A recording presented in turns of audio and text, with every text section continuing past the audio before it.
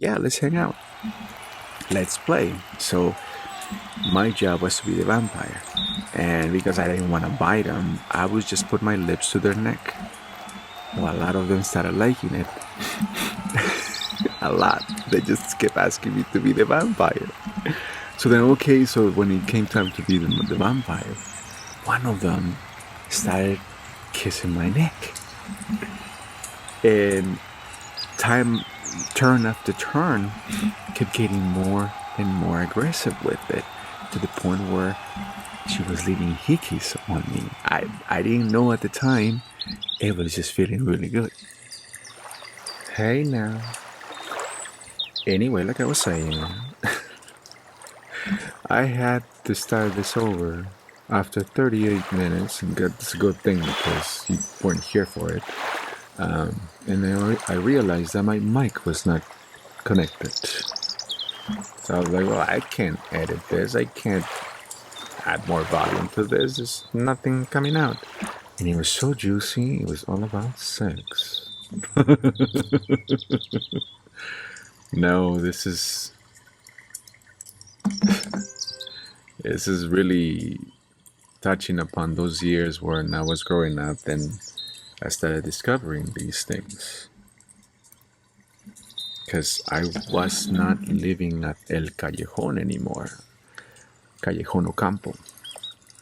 I was now I had just moved to another place on Revolution, Revolucion, Calle Revolucion, and I realized later on that wait a second, that leads to the cemetery. We were about 2 blocks away from the cemetery, so it was a very creepy place at night.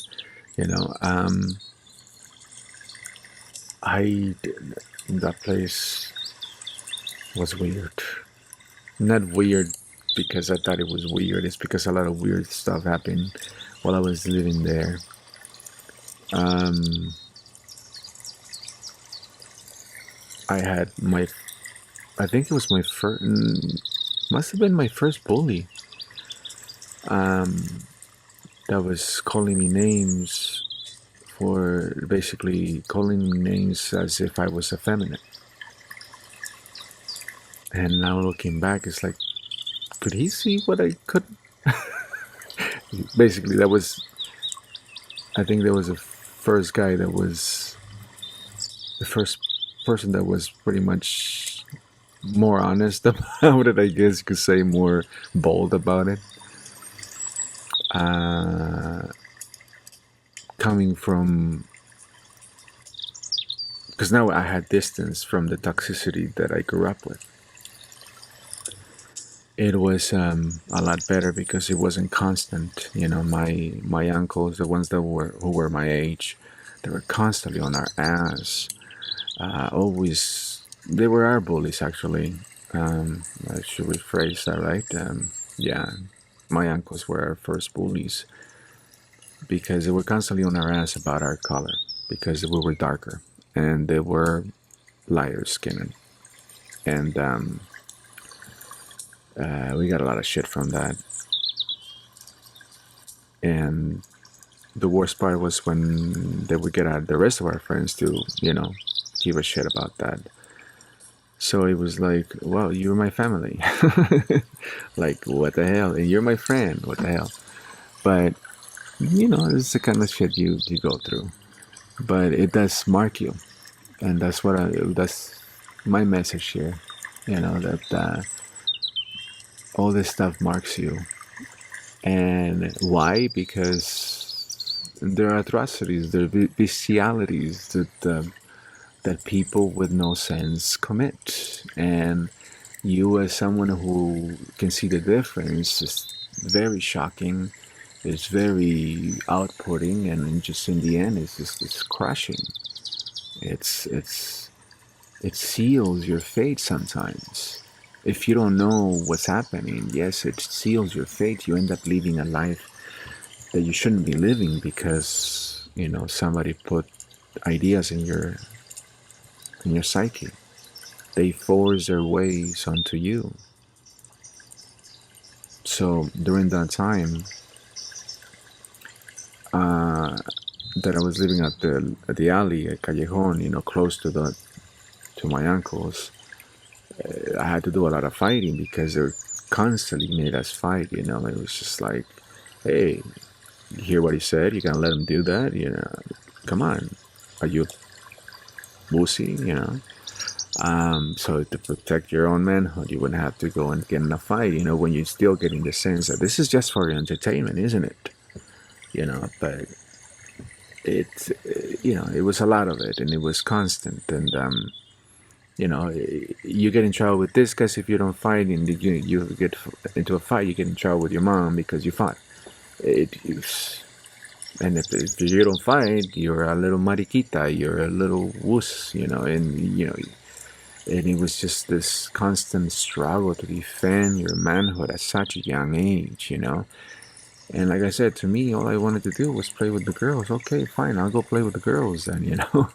um, so by the time I got to La Revolucion, I was glad that I wasn't gonna be forced to be nobody's puppet, basically, because that's sometimes that's what it felt like. And because you have to also remember, again, we're talking about my grandmother. She was a horrible person.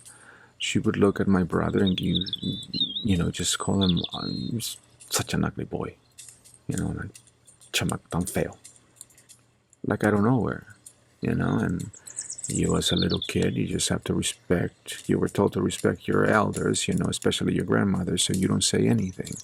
And your kid brother just absorbs all of that, you know. And I was very protective of them, like I said, it was, I don't know if I told you guys, but, I was never the kind of brother who would ride my brother or beat him up into submission. I was always protective of my brother, because I've always been like that. I'm being very protective, very motherly like. Okay, again, if we were to allow a spirit to just express itself, then we wouldn't have any problems.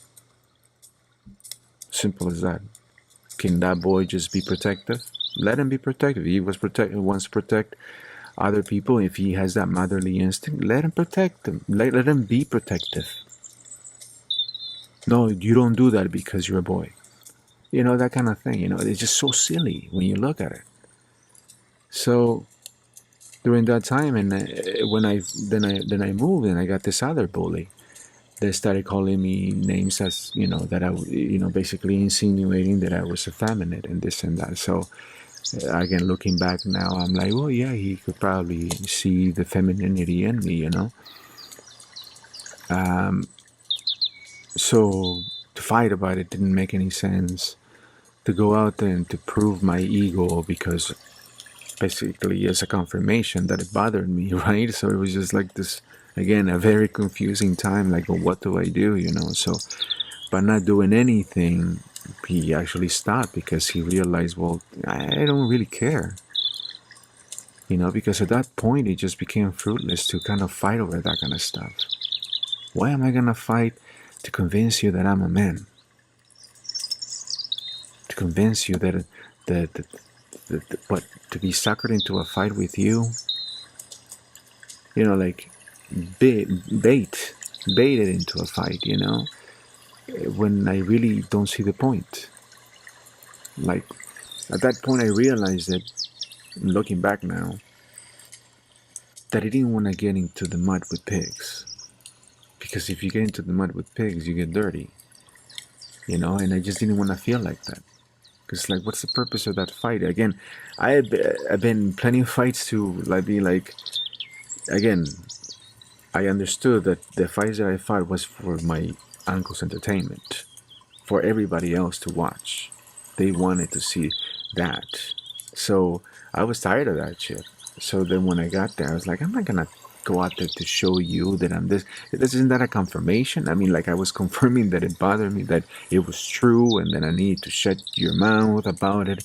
It just, to me, it just seemed silly, But again, it was very confusing times. That around about the same time I got my first kiss. So again, it's just like, how can you accuse me of something when I'm doing the right thing? The right thing, because that's what it felt like, that I was doing something, that it was the right thing. Again, when you are not allowed to discover who you are, you're just told what you are. Sounds ridiculous, right? When you hear it. Well, you're not given the chance to figure things out. You just do and do and do, and you don't even, there's no fruit being yielded. Like, you don't, it's fruitless. All it gets is the approval of everybody else. That's what I'm saying. It's just the one thing, the approval. So I sat with this girl for hours because everybody was expecting a kiss. I happened to see this girl and I thought she was pretty, and like I've seen in the movies, I winked at her and she winked back, and I was like, oh. So then I told my friends, and then, oh, you gotta go back. Okay, so we went back, and I hung out with her, and all my friends are like, oh, did you kiss her yet? I'm like, no, not yet. So, well, you gotta kiss her. It's like, okay. Put you this way, it got dark. Everybody left. It was just my brother, her, and me. And I still could not kiss this girl. And we were like, yeah, so, right. Yeah, so, for hours, what it seemed like hours, I was like, I want to go home too. And finally, I gave her a kiss. And so, felt better, went home. And because my dad had just come back from the United States and he wanted to start a business, he opened a grocery store out of our living room. I went in there, I just grabbed the soda out of the refrigerator, opened it, and I drank it like a beer, and I thought, yes, today I became a man. I kissed a girl. Check. That's what it felt like. I felt good because I have done what I was told to do. That meant I met specifications. I felt realized because it's what men do. It was so silly. Because again, I like girls because they're femininity, beauty. I want to be around it. And there's both in girls. So I want to be around them. Not to poke them, not to hump them, because I like femininity and beauty around them, around me. And you find that around them. So it's because it got to the point where, is this all there is? This is all we're gonna do? Step 1, step 2, step 3, bye. It's kind of a thing. It just, to me, just made no sense, because it's just, I find that in that particular time is when the spirit expresses itself, or should be allowed to express itself in a full capacity. Like, there shouldn't be any reservations. Nothing that should hold you back. I'm not saying go wild, whip out the whips, and I'm not saying. I mean, if that's what you're into, then that's what you're into. I mean, whatever your soul is calling. Because I think that your soul just wants out. It wants to express itself in that particular way, and in that particular way, you can get it to rev up to a high intensified, energy. So it's kind of makes you wonder why they make it. People want to make you think that it's a bad thing, when it's actually a really good thing, not only for your spirit but your how can I put it? It's like this your energetic output, like you're putting out energy, and okay, it could only mean a good thing. It's like you're revving up your energy, it's becoming bigger, and then when you have somebody there with you, well, obviously that's double the pleasure, double the fun, double the impact, double the power. You know, I think it's designed to do something else, but people have tarnished it with taboos and things, and this is why people do weird things.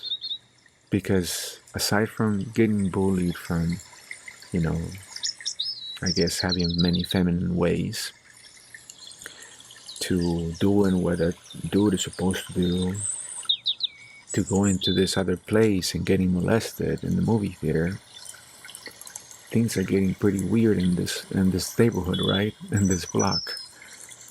I went to the movies with my friends, and you know how it is when you go with a bunch of friends. There's, you hate to be the end guy because now you're gonna be sitting with some stranger. You know, your friends are over there. Hey, what'd you guys say? I didn't hear. It's like that, and but you have to be sitting here with the stranger, right? So long story short, as we're watching the movies, everything's dark. I have my leg up, both legs up in the seat, and I feel in the back of my leg, I feel a hand touching me. So I drop my leg really, really hard, right? Like maybe you didn't notice that you're touching me, but here I'm gonna move so you notice. So he stopped.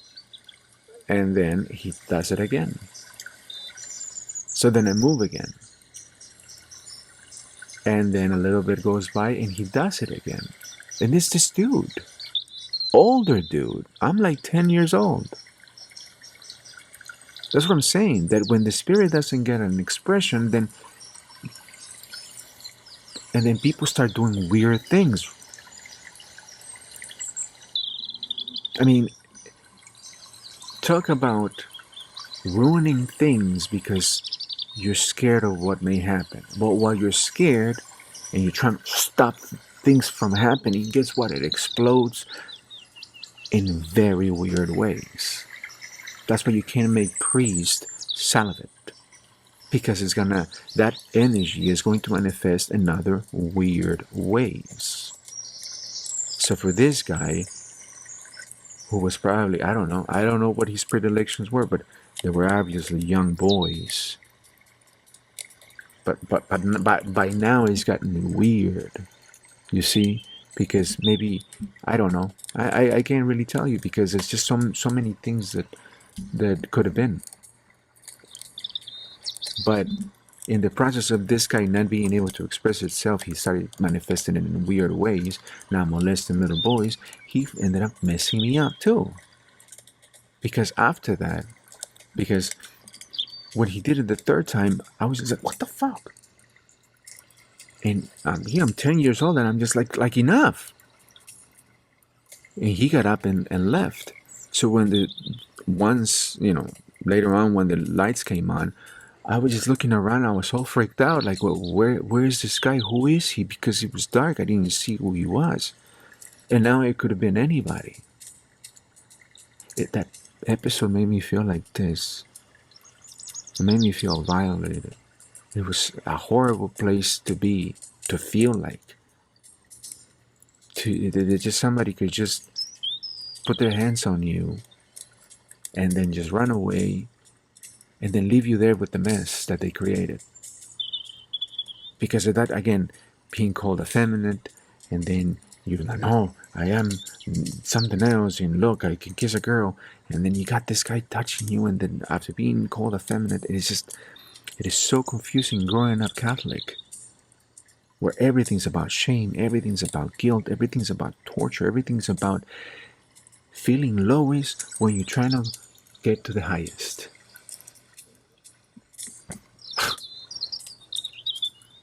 Somebody at a certain point, they decided, we're not going to tell them anything. We're just going to tell them our own story. We're going to tell them that they're unworthy, that they're sinners, and they can't do anything without us. And this is how it's been for over 2 millennia.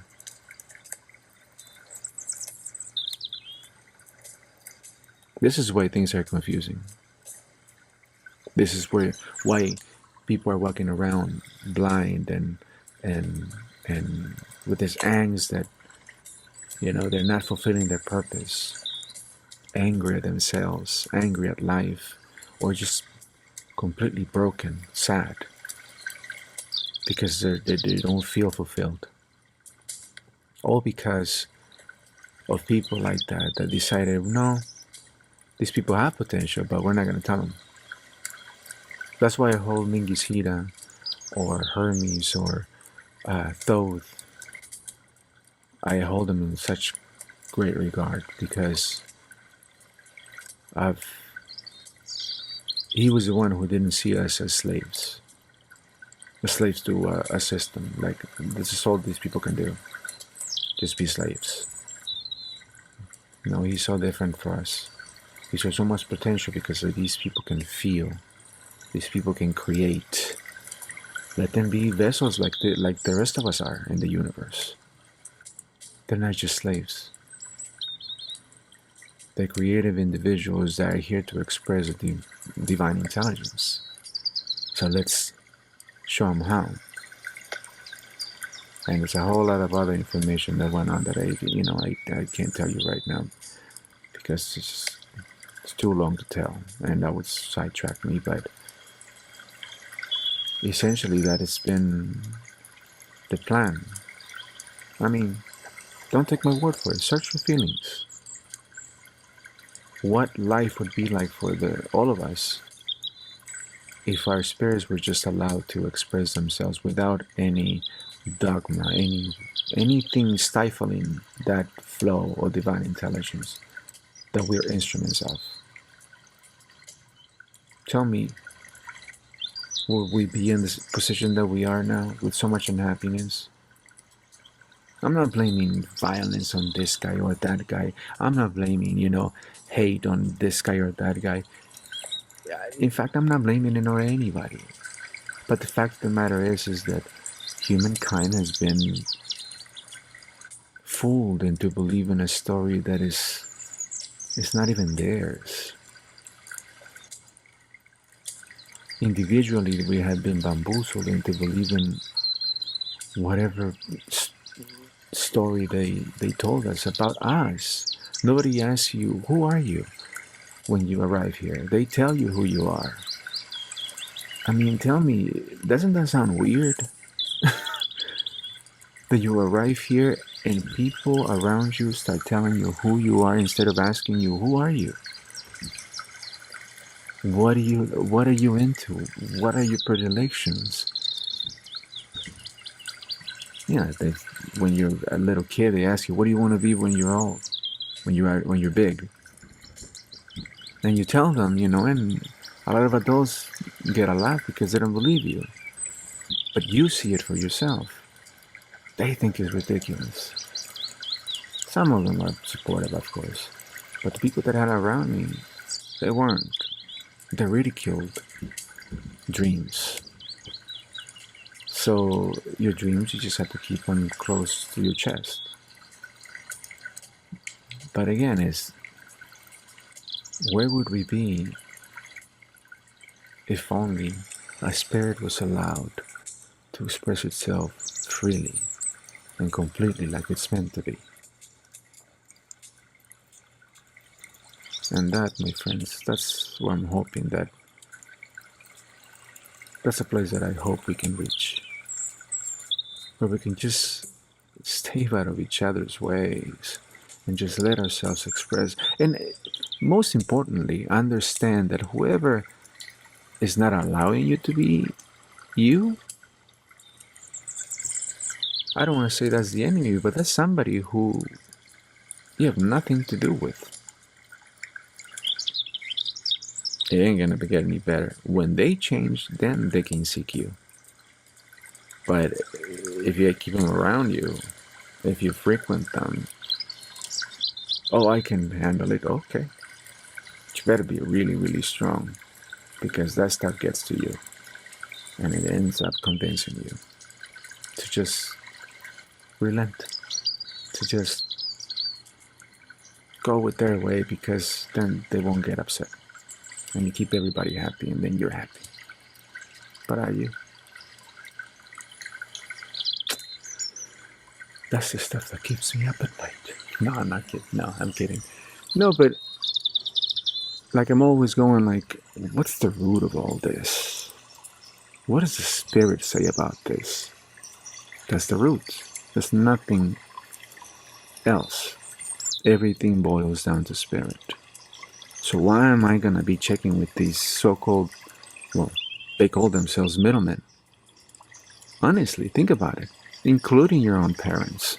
The hell with them. No, I'm kidding. I'm saying that if you had an experience, for instance, like mine, where my parents literally put themselves in this hierarchy, like they were God, because that's the sense I got. That is like, you kind of put yourself in God's position there when you talk like that.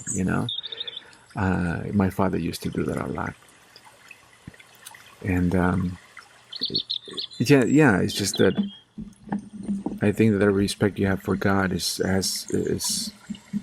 yes, it should be equal to your parents when your parents are nice and good and supportive and beautiful and doing what they're supposed to be doing with their children, but not when they're horrible, and when people want adoration, like you're a god, like they're a god. That's what my father wanted me to treat him as, and because he wanted complete adoration, he wanted complete subjugation, he wanted complete control of his kids, because like I said, he grew up orphan, so things weren't of abundance in his life. So whatever he had to hoard it. He had to hold it really, really tight, including his own sons and what their destinies were going to be. So when he came back from Mexico, from New York back to Mexico, during that time, it was in 1986. It was the winter of 1986. It was different. It was just a little different. I wanted to hug him, and I did when I first saw him. But I just thought, as soon as he got home, and he took off his pants, he started doing his weird rituals that he does with his pants. Like, so gross. He would literally smell his own butt. Who does that? Like, he would smell his own butt, and then he would decide he was going to use the same pants tomorrow. So weird. I was like, how am I related to this guy? But he started doing it right at that same night. We had just hugged him because it was in the middle of the night. So, okay, let's go to sleep real. It was probably about 3 or 4 hours later, because they had dinner and they were talking, and I saw him, and he started doing that. I was like, oh no. And he just reminded me of how toxic he was, how horrible he was before he left. He used to beat the shit out of my mom. When he left, it was like this relief, and now he was back and enforcing his laws and stuff. And after we had spent a couple of years, just listening to mom, mom was the law. And my mom took this backseat voluntarily, but because that's the way he enforced it, so a couple of days later, my mom decided to take out his, unpacked for him, and started taking out his clothes, because she was gonna wash them. That's what my mother does. And found a picture of a woman with a dedication on it, gifts for us, and a letter that, just paraphrasing, said that hurry up and leave your wife so we can come here and live together with your kids.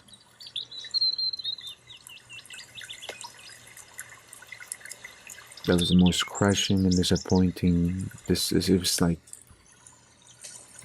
was like a wrecking ball just hitting me in my stomach.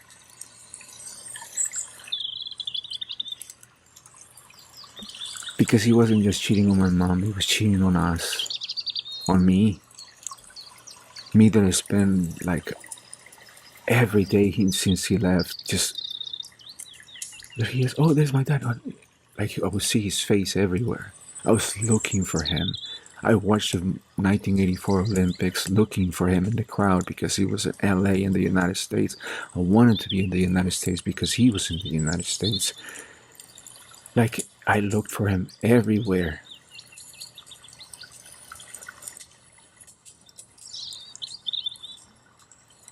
And when he was away, he made a life for a few years there with a woman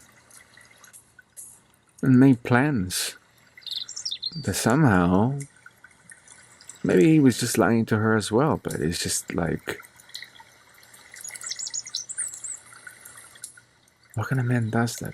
I know what kind of man does that. It's just when you're that little, your hero, to fucking do that, your protector. We're just hoping and wishing that he would come back so he could be my protector again. And just to know that my protector was just as hurtful as everybody else.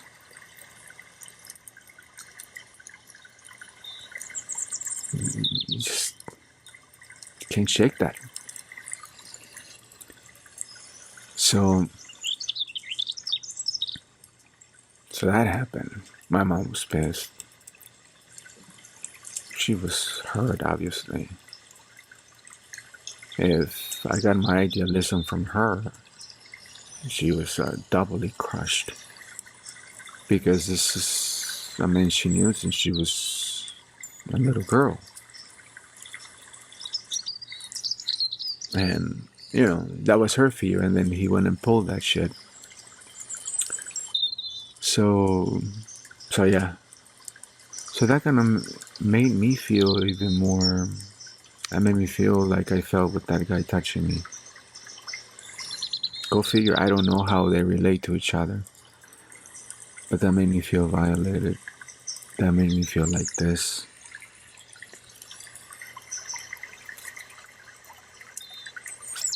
There was something about making me feel like it wasn't enough.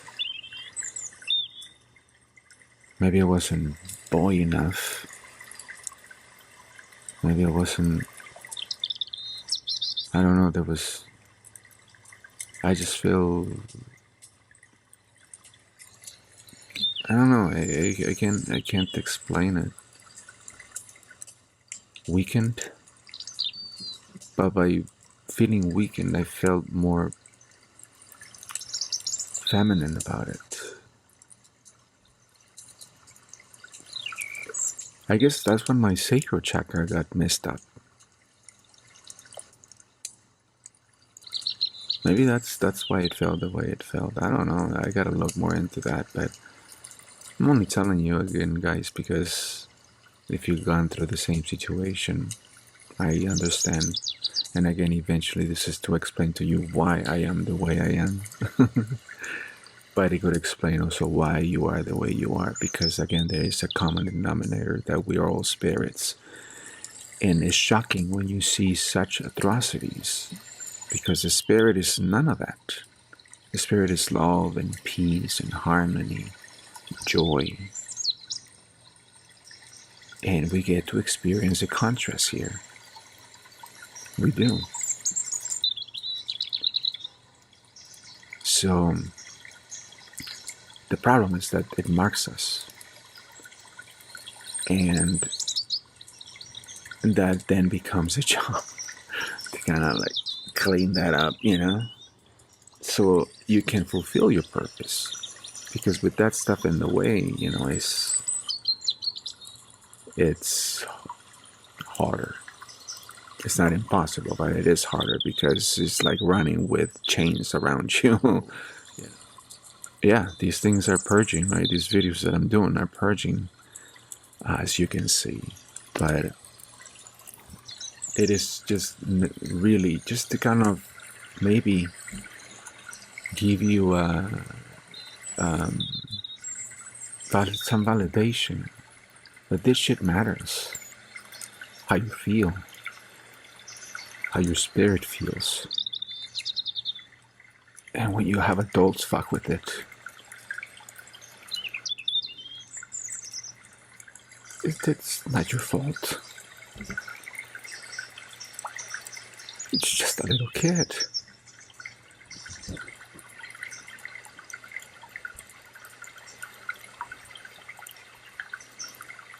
That's why I feel so strong about children. Because they're, when they come around, they're just so ready to go, man. And they show you, this is what I want to do. This is who I want to be.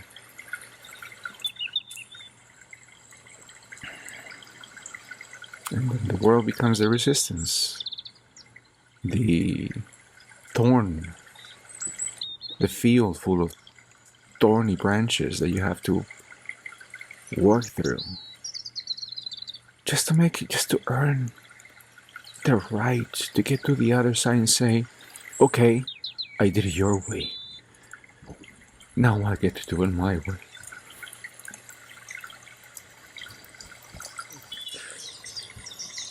So, anyway, that was oh, I didn't tell you about the.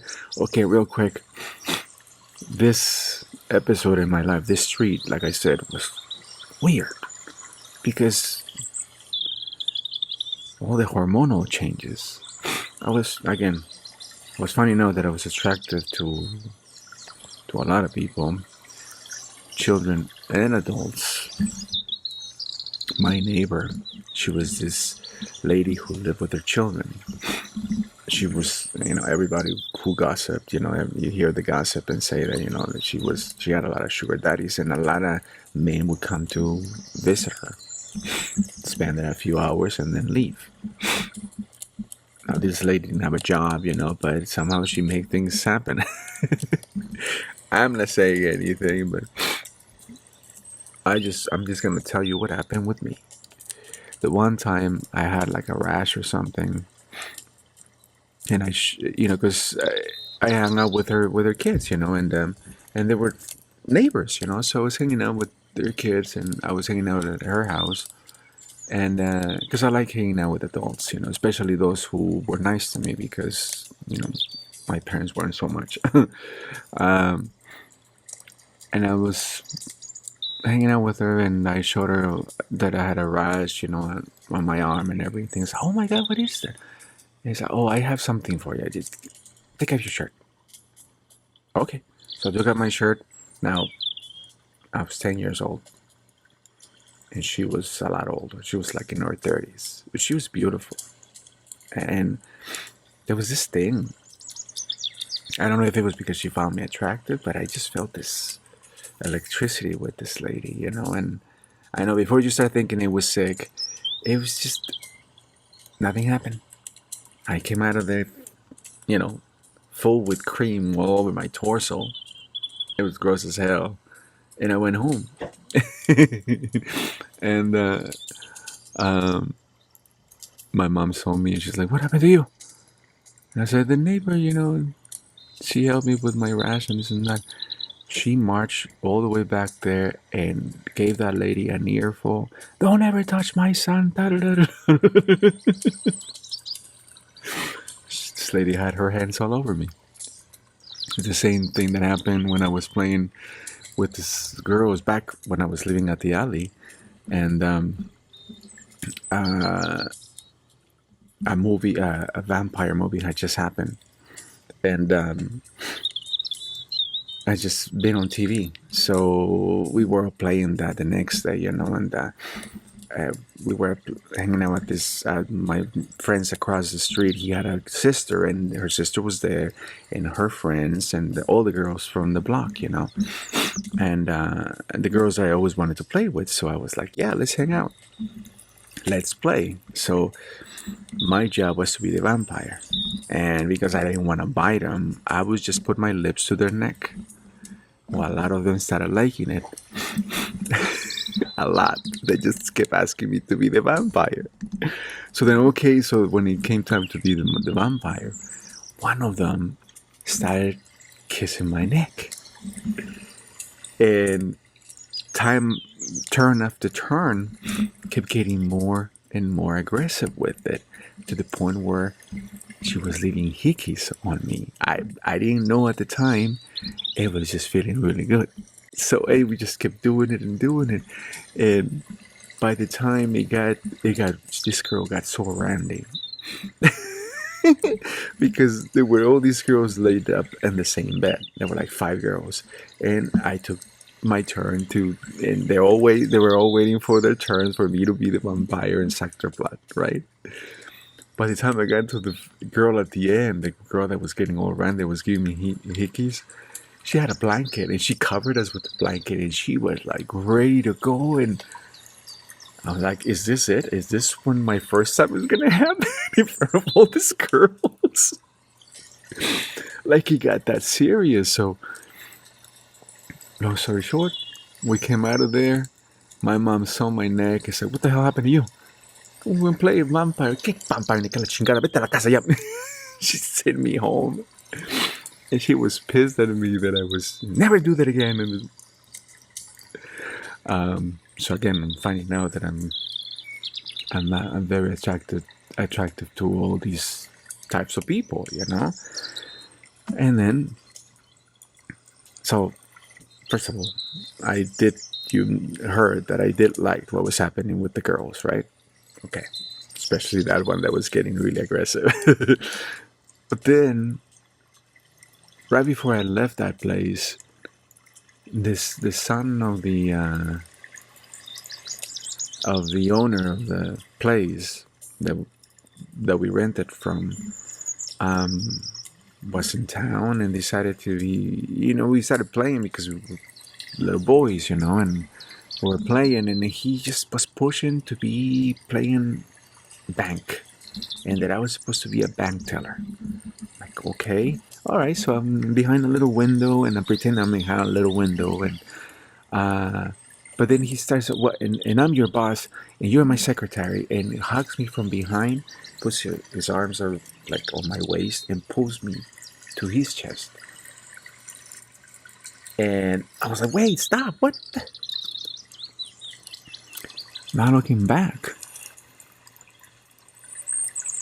I'm only gonna say I liked it because I felt an electricity. And by stories that I'm going to tell you later on, that sense of electricity always happens when my spirit is happy. I just told you what that means, but at this, looking back now, that sense of electricity always tells me that my spirit is happy. So when that boy did that, I, because of how I was raised, the religion and whatnot, I said, no, stop. But that was kind of nice. Again, where would we be if we were just told each other that a spirit just needs to express itself, not with rules and confines, and you stay over there and you over there, you're this, you're that, because nobody asks you who you are. They just tell you, you are this. What are you into? What would you like to do in this lifetime? That's not what you're told when you first arrive here. No, you're told you are this, and that's how you're stuck. And then wonder why we can't find fulfillment.